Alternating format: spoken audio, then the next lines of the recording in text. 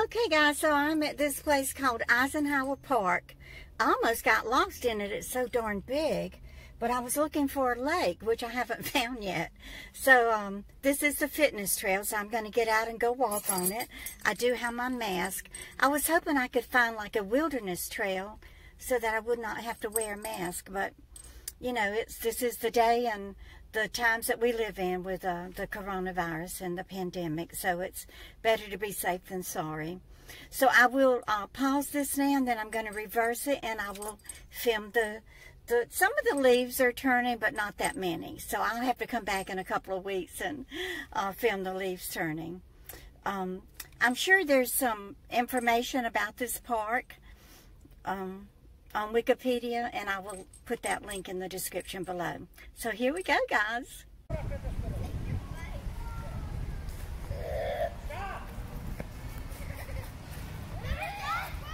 Kids chasing the squirrel.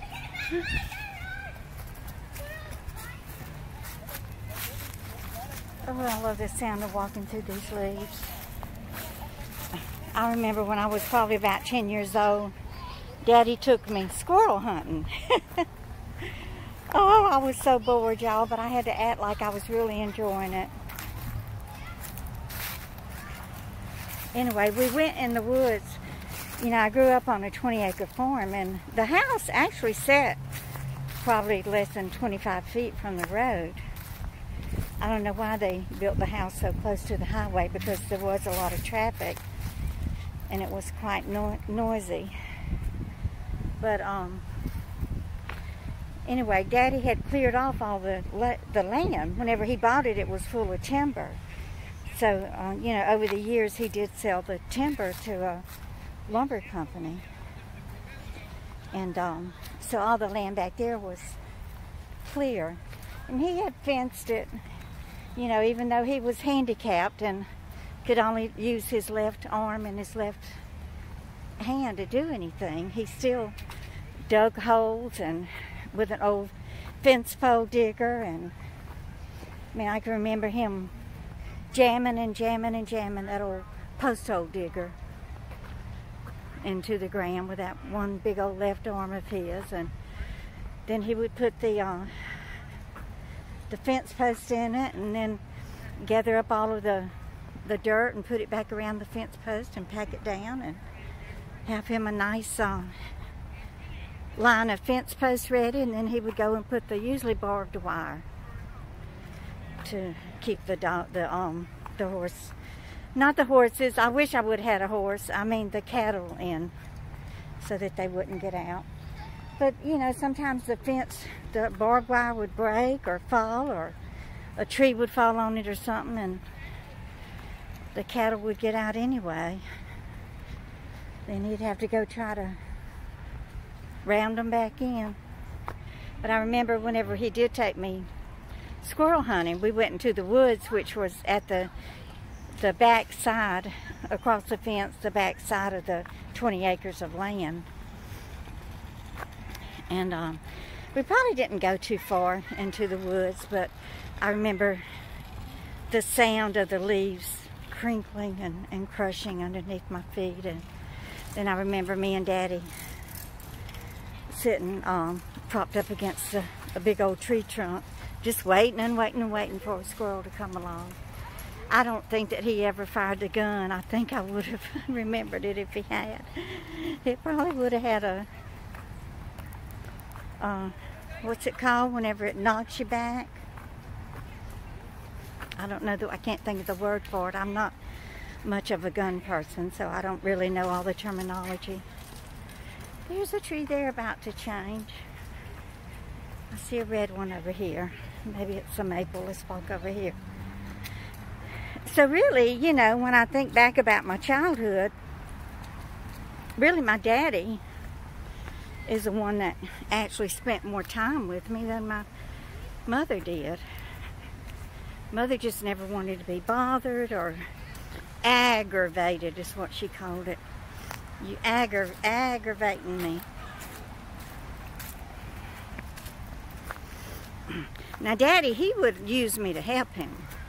So that could be one of the reasons that I spent more time with Daddy, because you know, there were some things that he couldn't do that, you know, those U-shaped nails that hold the fence to the post. He had trouble getting it started, you know, nailing it, hammering it into the fence post actually. So he would use me to, you know, to hold that U-shaped nail so that he could nail it around the, into the fence post and hold the barbed wire on. This must be a red maple. Oh, it's a little tiny tree, but isn't it gorgeous, y'all? I need to pick some of these leaves and put them in an envelope and send them to Jason. He never gets to see leaves changing, living in Florida. Lisa, you want me to send you some red maple leaves, sweetheart? They are beautiful.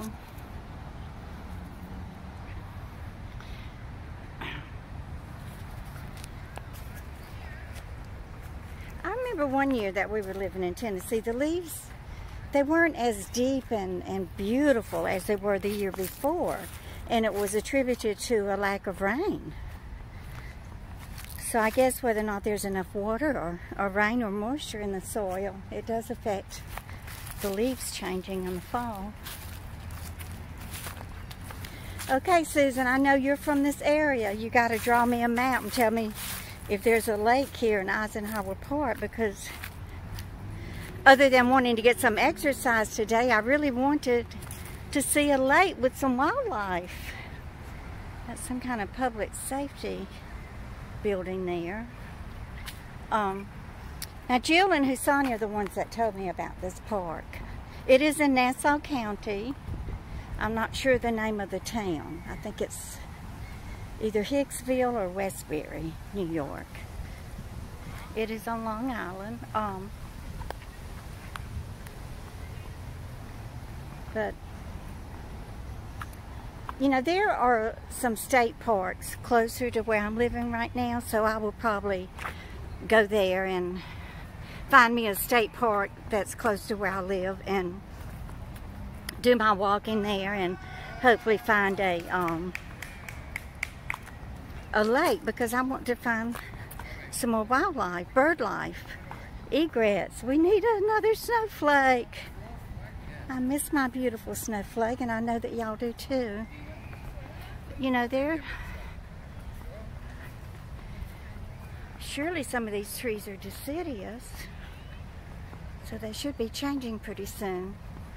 So this is only what, the beginning of the second week in October, so they will be changing soon. Oh, look at that beautiful pine tree, y'all. I miss my Mississippi Southern longleaf pines. I sure do. So these people are cooking out, and the smell of that charcoal burning is, ooh, smells good. I have a nice little play area over here. And I passed by, they have a big golf course. There were a lot of people out there playing golf today. And they also have a mini golf and batting cages.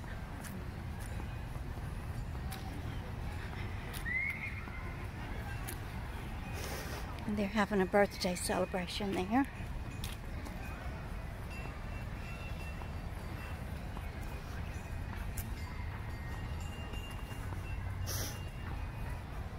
Anyway, I'll try to get out and explore and show y'all the area, you know, before winter sets in.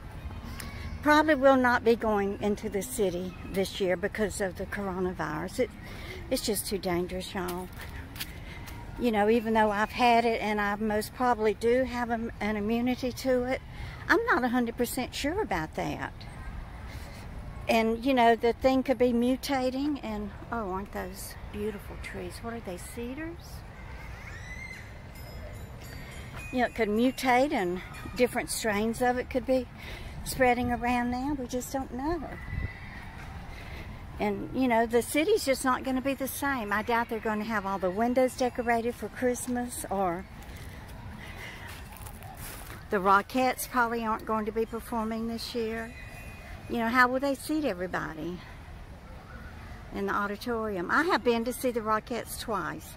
Husani and Jill surprised me one year for my birthday and took me to see the Rockettes. And y'all, they are just fabulous. I mean, absolutely fabulous. And then Jason and BB came to visit one year, and we all went there to see them again. But, I mean, it was nothing new or different. It was the same show that Jill and Husani had taken me to see. They don't change it up.